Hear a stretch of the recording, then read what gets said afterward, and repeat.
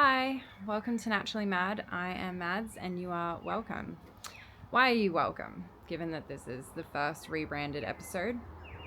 I am giving you my raw, authentic energy and a very deep, thorough investigation through my journey and what I've learnt in hopes that it can be applied to your journey. You can relate to it, you can resonate with it and understand some of it, and hopefully it helps with your growth process.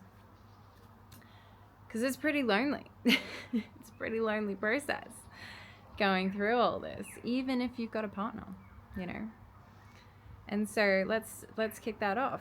How many of us have been with someone and just truly believed to what we think is our core that they are made for us, that they're our soulmate, that we're meant to be together. And you do everything in your power of this people pleaser power to, make that happen. And then we, fail.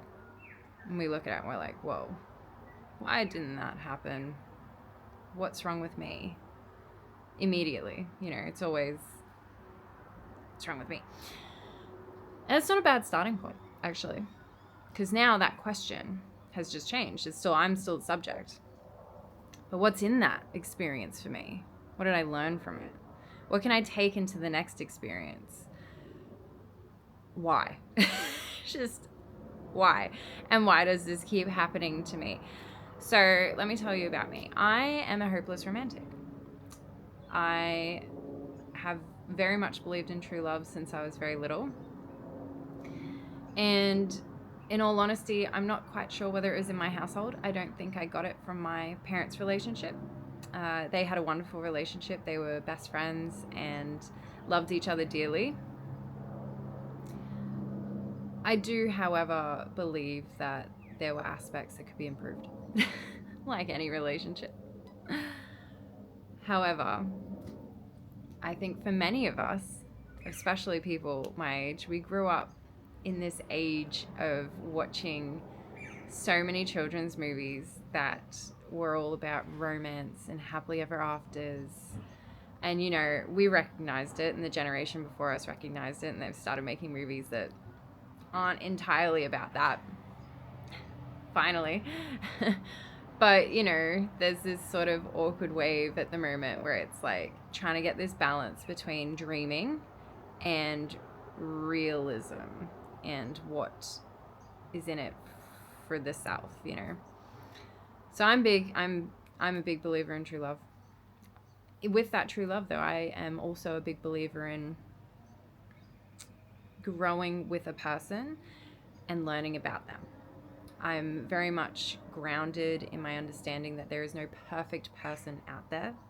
Even if it is the perfect person for you, there is going to be growth and teething issues and learning how to communicate in each of you as individuals. And that is absolutely the process that I'm going through right now. Again, I feel like I'm always going through it.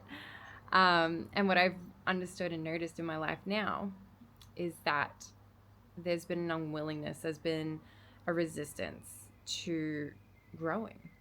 And I'm very much as a person that loves growing. I love growth mindset. I love learning about new things. I love deep diving into myself and my psyche and like pulling it all apart. And now I'm going to show you guys that.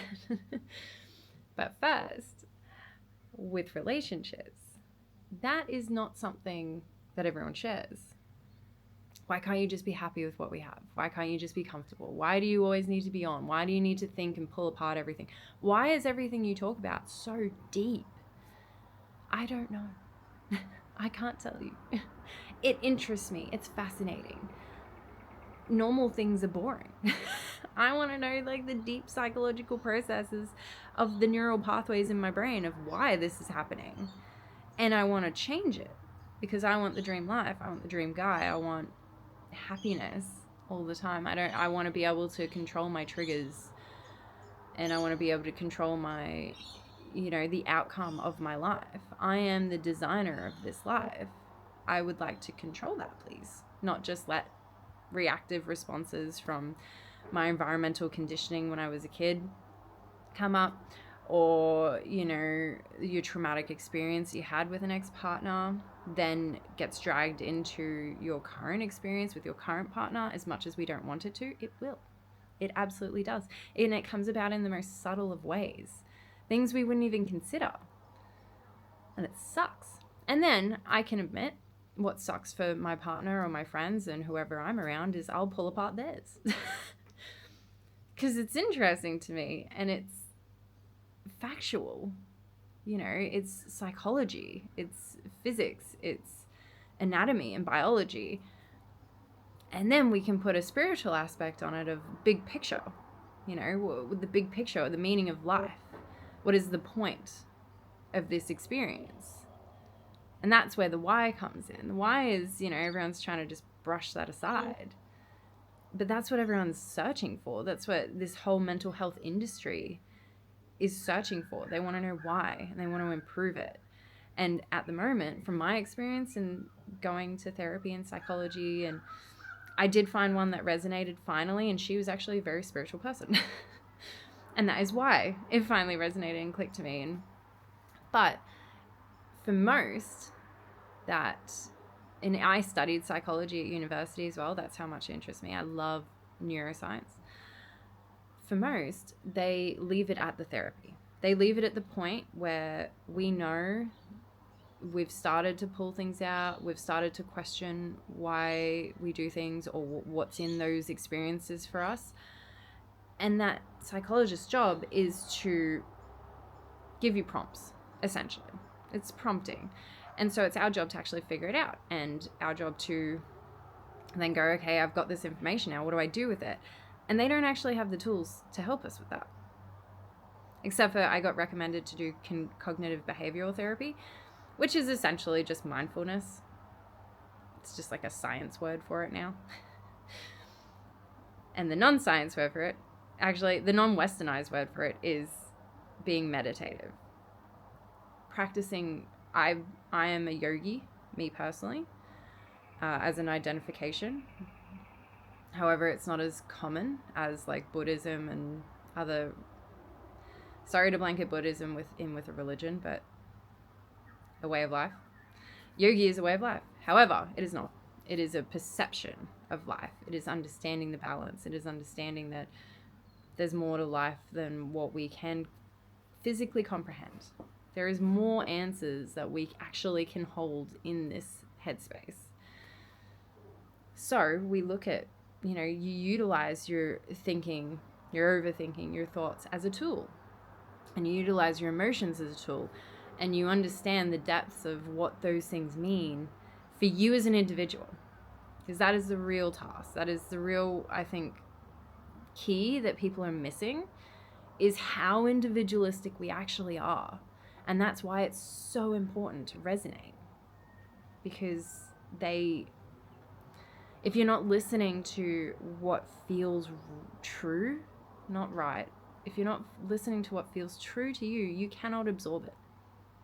If it feels, you know, you get Joe Blow down the roads coming up and he tells you some fun fact that sounds completely obscure, let's say. It sounds so far-fetched, and he's like, no, it's true. It's so true. And you're like, nah. And you look it up, right? And you look it up and you're like, oh, he was right. Or, yeah, see, it was bullshit. But the point is, when it comes to things that aren't tangible, aren't factual, aren't physical, they don't exist in physicality. So mental health, energetic health, spiritual conceptualization, where it's so much bigger. Quantum physics even, there's people arguing over quantum physics. It's literally measured. That is physical. And they're linking that now. But to stay on this point and back to relationships, it is using those as tools to then look at your own journey and your life and what it's being applied to at that point in time, relationships, friendships, all sorts of different things, because our reality is mirroring to us how we react, what we choose as our journey, what we're choosing to accept that we experience and what we're choosing to reject. That is the manifestation. That is the creating your own life's journey, is the choices that are very, very minute, very small, things we feel like from society we cannot choose, they are still choices. Family is a big one. Family relationships, it is very difficult to choose yourself over what is a very significant family dynamic, family obligation. It's very ingrained in society, and it is very difficult to create those boundaries, create understanding as well. So I'm going to dive into that at some point. That's a little bit of a vulnerable, raw one for me, I think. Anyway, I appreciate you being here so much. Look out for part 2. This is the little introduction ditty, let's call it. And then we'll get into some sticky stories. All right. Thank you.